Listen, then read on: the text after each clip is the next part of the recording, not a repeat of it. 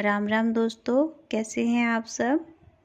तो जैसा हम सबको पता है 8 दिसंबर को उत्पन्ना एकादशी का व्रत है। मार्गशीर्ष माह की कृष्ण पक्ष की एकादशी तिथि को उत्पन्ना एकादशी के नाम से जाना जाता है। ऐसी मान्यता है कि इस व्रत को करने से व्यक्ति के पिछले जन्मों के पापों से मुक्ति मिल जाती है। उत्पन्ना एकादशी का व्रत करने वाले को इस कथा का पाठ जरूर करना चाहिए। तो चलो हम उत्पन्ना एकादशी की कथा सुनते हैं।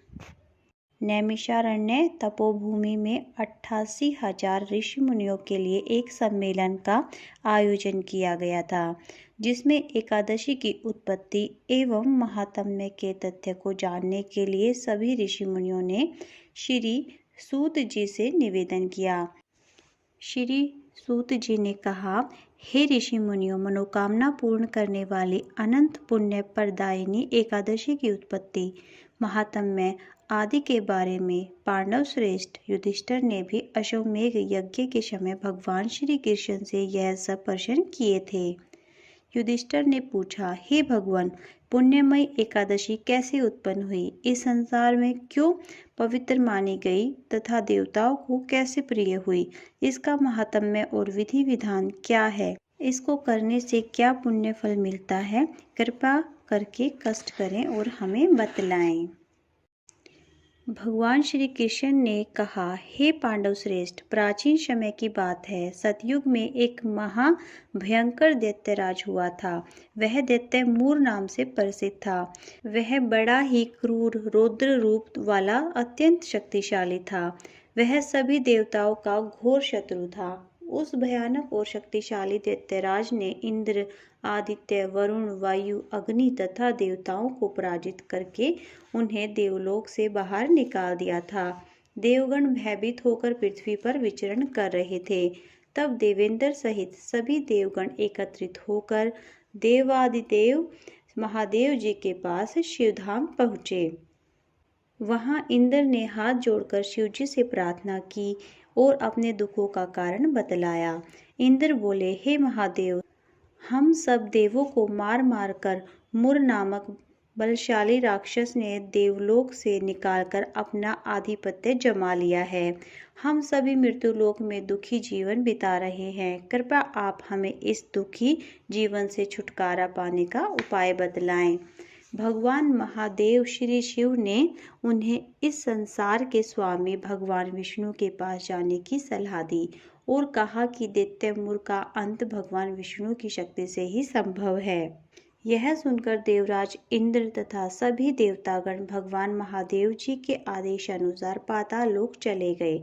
वहां पर शेषनाग की शैया पर लक्ष्मी जी सहित विष्णु जी विश्राम कर रहे थे। उनको विश्राम करते देखकर देवताओं सहित इंद्र ने विनम्रता से स्तुति आरंभ कर दी। इंद्र बोले, हे देवेश्वर, आपको मेरा प्रणाम है। आप स्तुति योग्य हैं। आपको हम सबका कोटि कोटि प्रणाम है। देवता और दानव दोनों ही आपकी वंदना करते हैं।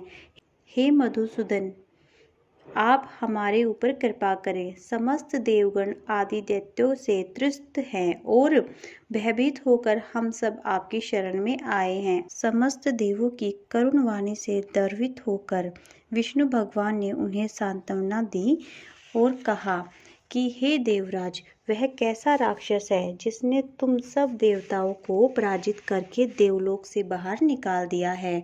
उसका रूप और बल कैसा है तथा उस दुष्ट का रहने का स्थान कहाँ है।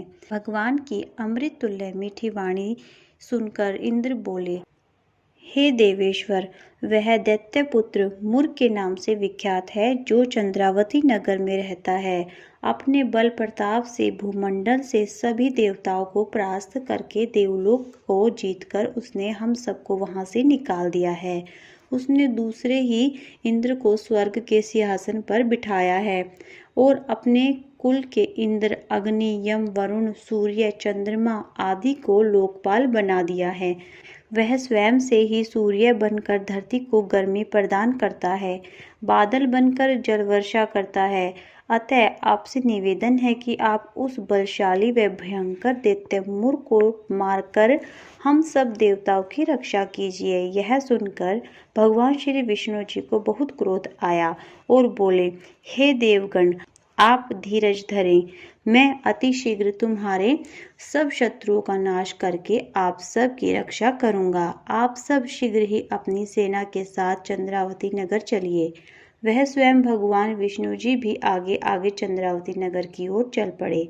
वहां दैत्यराज मुर अपने सैनिकों के साथ युद्ध भूमि में लड़ने के लिए गर्जन कर रहा था।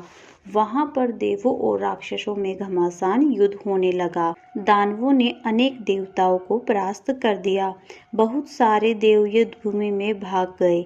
तब भगवान विष्णु जी को युद्ध भूमि में देखकर राक्षसों ने उन पर भी अस्त्र शस्त्र से प्रहार करना शुरू कर दिया। भगवान विष्णु ने भी अपने दिव्य बाणों और चक्र के भीषण प्रहार से दानवों पर आक्रमण किए, जिससे राक्षस मुर की सेना छिन्न भिन्न हो गई। भगवान विष्णु ने असंख्य राक्षसों को मौत की नींद सुला दिया। यह देखकर दैत्यराज मुर भगवान विष्णु से लड़ने आया और युद्ध के लिए ललकारने लगा। यह सुनकर भगवान विष्णु के नेत्र क्रोध से लाल हो गए। दैत्य मुर भगवान विष्णु पर प्रहार करने लगा। वह जितने भी बाण भगवान पर फेंकता था वे सब उनके तेज प्रताप से पुष्प में बदलकर गिर जाते थे। भगवान विष्णु ने अपने दिव्य शस्त्रों से दैत्य मुर को मारने के लिए जिन जिन शस्त्रों का प्रयोग किया वे सभी उस दैत्य के तेज से कुंठित होकर नष्ट हो जाते थे। इसके पश्चात भगवान विष्णु के सर्वरूपी बाणों और अनेक प्रकार के शस्त्रों का प्रयोग करने पर भी दैत्य मुर पराजित नहीं हुआ, परंतु भगवान ने बाणों और शस्त्रों से दैत्य मुर का शरीर घावों से छल्ली हो गया। जब दिव्य शस्त्रों से भी भगवान उस दैत्य मुर को न पराजित कर सके, तब पराजित के समान बहुओं से युद्ध करने लगे। भगवान विष्णु उस दैत्य से युद्ध करते रहे, परंतु उस दैत्य को न जीत सके। अंत में भगवान विष्णु थक कर विश्राम की इच्छा से बद्रिका आश्रम की ओर चले गए। वहां पर उन्होंने सिंहावली नामक गुफा में शयन की इच्छा से प्रवेश किया। वह गुफा बहुत लंबी थी, जिसमें एक ही प्रवेश द्वार था। भगवान विष्णु उस गुफा में विश्राम करने लगे। वह घायल दैत्य मुर भगवान विष्णु का पीछा करता हुआ बद्रिका आश्रम जा पहुंचा और उसने भी उसी गुफा में प्रवेश किया। भगवान विष्णु को वहां विश्राम करते देख उस दुर्बुद्धि ने विचार किया कि अगर मैंने इस समय अपने चिर शत्रु को मार डाला तो सदैव ही निर्भय होकर त्रिलोक में राज्य करूंगा। उसके इस प्रकार विचार के क्षणों में ही सुप्त अवस्था में भगवान के शरीर के एक तेज से एक अत्यंत सुंदर तेजस्वी शक्ति संपन्ना कन्या प्रकट हुई, जो दिव्य अस्त्र शस्त्र को धारण किए हुए थी। उसने दैत्य मुर को युद्ध करने के लिए ललकारा। दैत्यराज उस सुंदरी एवं बलशाली कन्या को देखकर आश्चर्यचकित होकर उससे युद्ध करने लगा। उस शक्ति संपन्ना एवं पराक्रमी देवी कन्या ने क्रोधित होकर दैत्य मुर के रथ को नष्ट कर दिया, अस्त्र शस्त्र तोड़ डाले, निरशस्त्र बना दिया। उस देवी कन्या ने उसे धक्का देकर पृथ्वी पर पटक दिया। उसके वक्ष पर पैर रखकर तलवार से वार करके उसका सिर काट दिया। दैत्य मुर सिर कटते ही पृथ्वी पर गिर गया और मृत्यु को प्राप्त हो गया। तब अपने सेनापति दैत्य मुर को मरा जानकर सब दानव पाताल लोक भाग गए। जब भगवान विष्णु की निद्रा टूटी तो वे दैत्यराज मुर के कटे हुए सिर को देखकर विस्मित हुए और सोचने लगे कि इस दैत्य का वध किसने किया। उसी क्षण उन्होंने उस कन्या को भी देखा। वह कन्या भगवान विष्णु के सम्मुख हाथ जोड़कर खड़ी हुई थी। भगवान उस कन्या से पूछने लगे, हे देवी, इस दैत्य को किसने मारा और तुम कौन हो? कन्या कहने लगी, हे देवेश्वर, मैं आपकी देह से उत्पन्न हुई हूँ और मैंने ही इस दैत्यराज को मारा है। क्योंकि यह युद्ध के नियमों का उल्लंघन करके आपको विश्राम के समय आपका वध करना चाहता था। यह सुनकर भगवान विष्णु ने बोला, हे कल्याणी, तुमने इसे मारकर देवताओं पर महान उपकार किया है और सभी देवों की रक्षा की है, अतः मैं तुमसे बहुत प्रसन्न हूँ। तुम अपनी इच्छा अनुसार मुझसे जो चाहे वर मांग सकती हो। मैं तुम्हें ऐसा वर देना चाहता हूँ जो देवताओं को भी दुर्लभ होगा। वह कन्या हर्षित होकर बोली, हे प्रभु, ऐसा वर दीजिए कि जो भी प्राणी मेरा व्रत उपवास करे उसके सारे दुख दूर हो जाएं और उसके पिछले समस्त पाप नष्ट हो जाएं।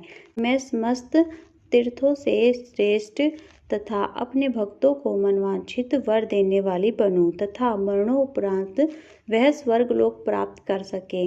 मुझ में श्रद्धा रखने वाले और व्रत उपवास करने वाले निश्चित रूप से धन धर्म धान्य से भरपूर सुखी और समृद्ध रहें और सांसारिक सुख भोग करते रहें। अंत में वे मुक्ति के परम धाम को प्राप्त हों। कन्या के वचन सुनकर भगवान विष्णु बोले, तथास्तु, ऐसा ही होगा। मुझ में और तुम में श्रद्धा रखने वाले संसार में प्रसिद्धि और समृद्धि पाएंगे और मरणोपरांत विष्णु धाम को जाएंगे। हे पुत्री, तुम एकादशी को उत्पन्न हुई हो, अतः अब तुम्हें एकादशी के नाम से ही तीनों लोकों में जाना जाएगा। तेरे उपवास का फल सब तीर्थों से अधिक होगा। यह सब कहकर श्री भगवान अंतर्ध्यान हो गए। कन्या उत्पन्ना एकादशी भी प्रभु के वचनों से प्रसन्न हो गई। भगवान कृष्ण ने आगे कहा, हे युधिष्ठिर, सब व्रतों से एकादशी व्रत का फल सर्वश्रेष्ठ है। सब तीर्थों से भी अधिक फल एकादशी व्रत और उपवास का होता है। एकादशी व्रत और उपवासधारी के सब शत्रु भाग जाते हैं और वह मोक्ष प्राप्त करता है। उस पर आने वाले दुख, विपत्तियां और बाधाएं मैं स्वयं निर्मूल कर देता हूँ। हे युधिष्ठिर, मैंने तुम्हें एकादशी की उत्पत्ति, उसके व्रत और उपवास से मिलने वाले पुण्य लाभ के बारे में सविस्तार बतलाया है। द्वादशी से युक्त एकादशी सबसे उत्तम होती है। एकादशी का व्रत करने वाले स्त्री पुरुषों को प्रातः स्नान करने के पश्चात सूर्य भगवान को अर्घ्य देकर व्रत प्रारंभ करना चाहिए। तो दोस्तों, ये थी उत्पन्ना एकादशी की व्रत कथा। ये कथा आपको कैसी लगी प्लीज़ कमेंट सेक्शन में ज़रूर बताएं। अगर अच्छी लगी है तो इसे लाइक करें और शेयर करें और मेरे साथ बने रहने के लिए मेरा चैनल सब्सक्राइब करें। अगर आप एकादशी व्रत प्रारंभ करना चाहते हैं तो उत्पन्ना एकादशी सबसे श्रेष्ठ मानी गई है। आप कल से ही व्रत स्टार्ट कर सकते हैं और मेरे साथ बने रहें और मुझे थोड़ा सपोर्ट भी करें। मिलते हैं अगली वीडियो में, तब तक के लिए बाय। जय माता दी, राम राम।